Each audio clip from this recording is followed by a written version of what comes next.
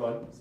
Carry on. Okay, so guys, I met Shiz back when I was like 16, 17, back at school. We knew each other, we went to the same school, but Shiz is 2 years below me. But we are both doing the same kind of things, hustling on the playground. Now, as we got older, our business paths crossed and we were selling GHDs and Ugg boots together.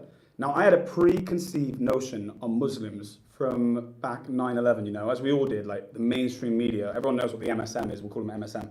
The MSM are constantly pushing this narrative. So you kind of just think, well, Shiz is one of the sound guys, but I just thought like, but ultimately Islam is something that doesn't like me, it doesn't agree with me, it maybe has messages in there, because people would quote things trying to misrepresent a message. And I always just thought, it's something I've got to be a bit eerie of. Anyway, I was an atheist, my family are atheists. I spent my whole time, probably till like 26, 27, not believing in God and believing that religions were the problem. And then by like 27, 28, I was really like successful but heavily addicted to drugs, like taking sleeping pills like you wouldn't believe. Like you hear these people who are taking a lot of sleeping pills and they die. Like I was seriously taking more than most of those people. It was crazy. Diazepam, Solpaclone, Xanax, cocaine, acting like an absolute clown. I don't do any of that now. I'm like clean as a whistle now. But the point of what I'm saying is back then I had this awakening and I thought, like I seriously thought I wouldn't make 30. I thought I would die before I turned 30. And right when things was the darkest, I was like, I seriously wanted to quit drugs. I couldn't stop drugs. I was begging like inside my head to try and stop them. I couldn't stop them. And then suddenly overnight, I had this like, it just stopped. And I booked this run. I think it was like the Tough Mudder. And I booked the Tough Mudder and I started training. And overnight I stopped drugs. And I stopped it like I wasn't a sniveling addict. And I was a complete sniveling addict. And in 2018, I just stopped. And I started taking my business more seriously. And I always felt like that was God had given me this power, but I thought I still didn't want religion.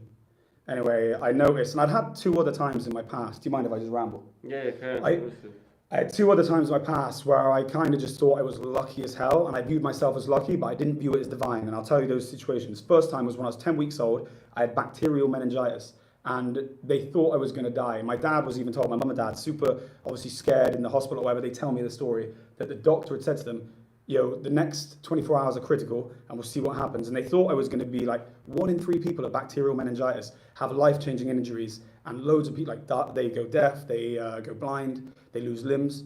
I walked away from it, no problem. And then again, I had some crazy situation where I crashed doing 120 miles an hour in a Citroen Saxo VTS, which is literally a tin can. And again, survived. Wheels came off, the boot came open, I hit the seat so hard, it went flat. So 1,000 to 1 that I came out unscathed on the meningitis, 1,000 to 1 that I came out crashing at 120 miles an hour, walking away. Times that already, like, okay, God's looking after you. And then that drug addiction thing, that's probably another 1,000 to 1, because whoever quits drug addiction when they're literally doing like 240 milligrams of diazepam a day, 24 10 milligram tablets, is nothing to be proud of. I'm showing you how much power I was given, and then overnight I quit. So anyway, by the time I hit 30, I am a true believer in God at this point, but I keep referring it to as the universe.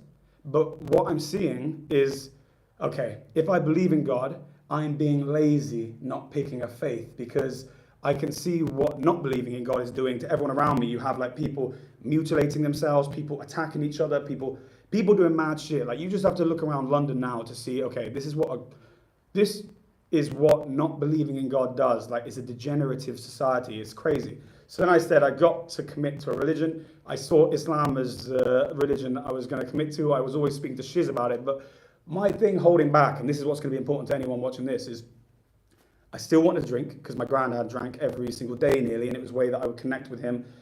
And I was using that, like, I want to remain, my granddad is like the apple of my eye, you know, like he's the guy I want to hang around with all the time. And I want to be like him. He was like buying and selling at the market, doing all this kind of stuff, just like my dad, like all those guys.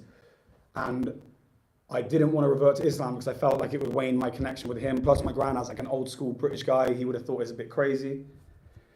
But then when my granddad passed, that was the time I committed to Islam. But I think what's important to know is, imagine this.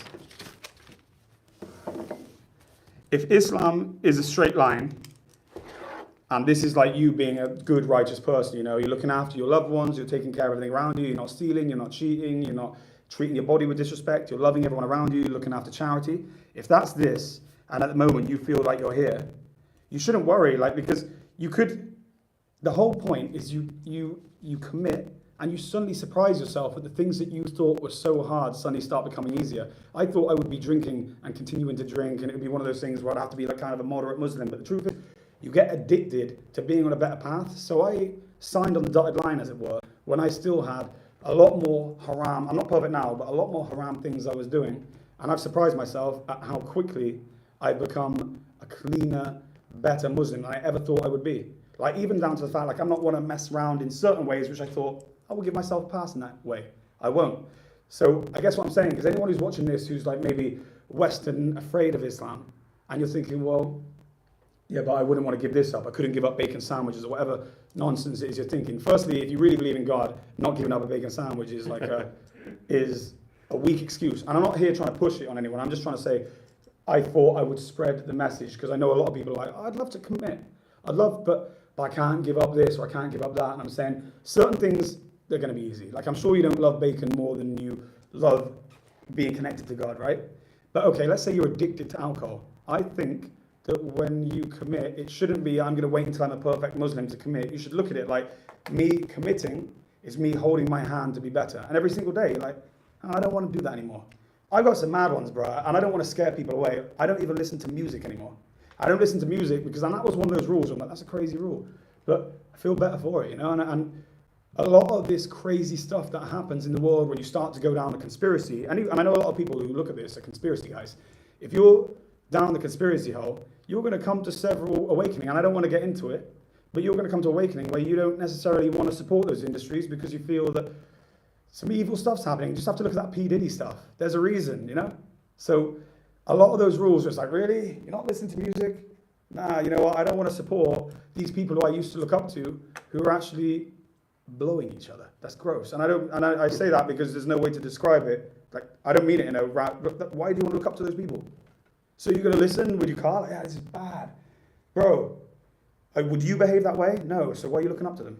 Yeah, I can't even listen to the music no more. Even the minute when it came on the gym, Yeah. I heard Meek Mill say something, I'm getting something in my Lambo, and I thought, wait, you could be talking about a guy. This guy's not cool. And I just turn it off. Yeah. But and just to give you like a context of how James's views were, is that you were like completely the opposite. Like, you say whatever you want, but you said to me before that on the plane he felt a bit uncomfortable because of the Sikh guy with the turban. So that will resonate with a lot of you guys who might feel the same way, you know what I mean? Like, yeah, it's irrational. I was coming back from China and there's a guy with a turban on there and I thought, this geezer hates me. He's like this. I was like, like, James, where are you sweating? He's like, bro, I'm looking to see if I can see any like bomb or anything under his t-shirt. Yeah.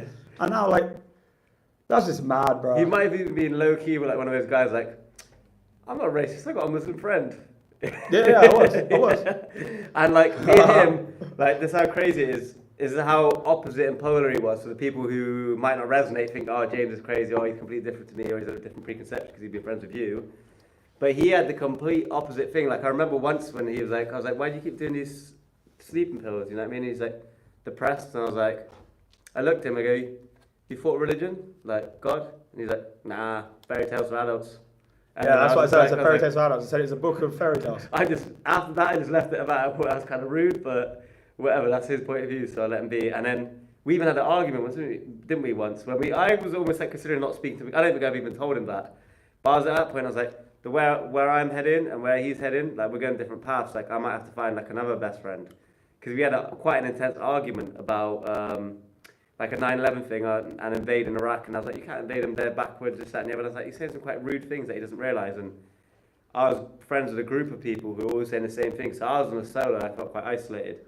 I think what it is with that stuff, like, just so anyone who's got his opinions, because anyone who watches Tucker Carlson, they're going to see he's had a similar awakening. He's not turned Muslim, obviously, but he supported the invasion in Iraq. Like, I think the reason why these perspectives are different is Shiz has come from a perspective where he sees the lies, because he's being told he is one thing in the press, and then he's being shown like, okay, so I know I'm not that, and they're saying this is this. So he already doesn't believe the MSM. We haven't seen MSM's lies until we get teens, because even though I have a friend saying that Iraq are doing this, you just think that the government, they have our best interest. Like, it's a system that you're built and born into that's indoctrinated you to make you believe that they protected you in every which way.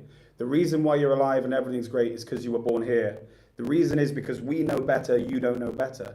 And whether you know it or not, you get this kind of inferiority, superiority complex where you believe that the people in suits know better, and anyone who isn't in authority and in government is kind of a conspiracy theorist who you don't think has the agenda of the people at heart, because that's the way it's positioned. Just look at all of your opinions towards any Israel-Palestine, any Ukraine-Russia. A lot of you don't have your opinion. You have your opinion, which has been told to have your opinion. And I won't even get into the granites of this, because I know that if I take a position, then suddenly you guys start turning off and not listening in the ways that I used to with that, you know? Because you're indoctrinated into a belief system. But do you know the biggest, hardest thing to get out of any of these beliefs? If you want to start looking at Islam, you want to start understanding what's really going on with the news, you need to be able to be open-minded. And I know that most of us from the West are so deeply indoctrinated that the mere idea that Iraq weren't meant to be having us invade is like, bro, are you crazy? They're going to kill us. Did you not see what happened with 9/11? And it's day in, day out, day in. Osama bin Laden bad. And I'm not saying he's not bad. I'm saying, yeah, of course, these terrorists are bad. But I'm saying you were taught to hate a certain group of people and avoid any rational argument. And when rationality comes in, we get angry and it gets dismissed. And to learn patience and to learn to use your ears took me years. And I'm still improving. We're all improving. But it's mad, bro. It's really mad. Yeah, I just want to add that because a lot of people, when they hear it, they would have had that reaction when you said, like, oh, this guy's turned to Islam. So I thought I'd put that in so they could contextualize and maybe even relate to they might still have the same thoughts, because I think most people do have the same. Oh yeah, I'll get into it right now, you know. Because people will be saying comments. What a boring life. You're not going out drinking. You're not doing. Bro, I can tell you this. There are studies that prove that kids who have discipline are happier. Now, don't be some obnoxious fool to think that you're not the same baby that was born. You've just had more experiences. So we operate better under rules. You know what? I lived a life at 23 years old. I was making a lot of money where I would just say yes to everything. Whatever I want to do, I could do it, because why not? I've got what I want to do, and that's to put enough food in my mouth to eat, and I've got the car that I want. So why don't I say no to sleeping bills, no to women, no to drugs, no to alcohol? It's because you get arrogant and you think, well, just as we're taught, that this is everything. If you can earn money, have a nice car, then you've completed life. That's so far from the truth. You guys, I'm sure there's guys who are going to be watching this who have a nice car, have a nice watch, have a whatever bullshit it is that you've been taught is the pinnacle of happiness. And you feel there like, I'm not fulfilled. Yeah, that's not what fulfillment is. But you're from something. And then when people talk religion to you, you say that's crazy. Because that path is never ending. Chasing a better car, chasing a better watch, chasing a better clothes, chasing a better girl, whatever. It's never ending. Chasing a better high, chasing a better night out. Any of that stuff is like, we have nights out obviously, but our life isn't about a night out. It's not like you work for the week for the night out. Our life is about, and this is going to sound crazy to people who come from where I came, and I understand how crazy this is, but my life is just about worshipping God in a way that's looking after everyone around you, and you end up just becoming a better person. You're looking after everyone. You always act as if God is watching you. And even if you weren't religious, I'm sure you can think about that for a second and say, yeah, that's a good thing. And like you said, that maybe on the channel, maybe look like we promote that sort of stuff. Like, you know, you got the cars, you got like clothes, all that stuff, like you see designer stuff. But that's just like, that's nothing. It doesn't mean anything at all. We're not forever chasing it. Sometimes we're like, we ain't going to buy another car. We ain't going to buy no more clothes. Like, we can't be bothered with it. But then, like, you get bored, you might buy it, but it doesn't bring us any happiness whatsoever. No. Like, we've been the same happiness driving a Nissan Micro and Primark clothing, you know, and that was not being a part of a conformist society. Yeah, that was the lesson that I learned when I was younger. Is I got what I wanted and realized I wasn't happy, and then I realized that happiness isn't that. Happiness is doing whatever you have to do to be good for God and those around you. So you can be going through pain, get your legs blown off, but as long as it was fighting for your family and God and the ones you love, you're happy. But you could be there, built like Adonis, with 100 billion in the bank, with all the best cars. But if you don't feel like you're here with purpose, you're going to be like, well, I completed life, but I'm depressed. No, because you didn't complete life. That was never what life was about. But guys, what I would say is anyone who's thinking about taking this path, yeah, you should drop a message down below, and we're going to make more videos on it. But also, just don't be too hard on yourself. Like I took my Shahada, which is when you make a declaration you believe in one God and his messenger, peace and blessings be upon him. And after you've done that, just do your best to commit to 5 prayers, and once you've nailed that, you'll start thinking like, right, I want to stop doing that. I feel a little bit guilty doing that. I shouldn't have done it. And you just realize that no matter how bad or good your day is going, you're taken back to base every time you pray, and you're taken back to a place where no matter how good or bad it's going, you always feel fulfilled because you're not chasing the dunya. And the dunya is the worldly possessions, just the BS, the status, the ego, the gold, the whatever it is, you know. It gives you discipline and willpower as well. Yeah. When you think you can't change something, if you're addicted to something or you're stuck on a path, that prayer does give you mad motivation. Yeah. And we got to head back to the train station in a second, but I want to say this, is that there is mad gifts from Ramadan. Like, take Ramadan just happened. This is my second Ramadan. And you think like, I can't not do that. I can't not drink water during the day. You surprise yourself how strong you get quick. And you also surprise yourself at what we call the taqwa, which is your God consciousness, at how much everything starts making sense around you that didn't make sense pre-Ramadan. Like, Ramadan is something that before I reverted, thought, that can't be healthy, not drinking during the day. You're looking for any reason to disqualify what someone else is on. Like, religion is, and even atheists, is the same as you want them to believe. Just as I want you, I'm passing you dawah because I know how much better this way of life is. As an atheist, you're offended by their belief, and you're trying to, and the same thing, like, you need to try and be open-minded. Does that make sense? Yeah. And just listen But instead of looking for ways to disqualify, because I think even if you don't commit, take Ramadan for a month now, and the idea is that it will humble you, because some people can't even get water for days, and you're just there like, oh, I'm thirsty, oh, I'm hungry. Maybe try and not have that during daylight hours, and you'll realize that it was your soul being controlled by your body, not your body controlling your soul. Yeah. Going back to what you said about being open-minded, this is the crazy thing I always find when I debate with people who have done their research, right? Like, these arguments that we had in the past is that people will have no knowledge about Islam whatsoever, or Christianity in fact, and they'll argue like, like, I've already looked at the atheistic belief, I've already looked at Christianity, I've looked at Islam, this is the conclusion I've come to, but you're arguing with me without having any research in any field. Yeah. So you've just made an assumption of what you've seen on TV, a couple of acts, you know, like, read into it yourself, do your own research, forget what anyone else has told you.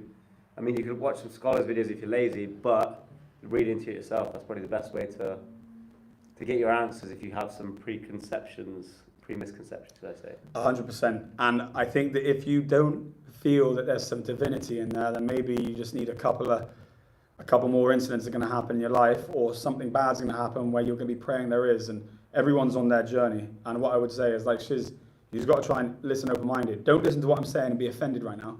Try and listen and think, I literally was the same as you. Go and disprove that he's crazy. Go have a look. Find something so you can have a go at him. Like, you believe in this? And if you want to go to something and you want to be like saying Big Bang or whatever, it all comes back to the same thing. But what before that? So no one has the scientific answer. Science doesn't prove anything. So on that basis, I've already felt God touch me. So it's very easy for me to be committed. If you don't feel that, then maybe you should ask for a sign, and I think it will come. Yeah, that's it. Sweet, brother. Nice one. MashaAllah.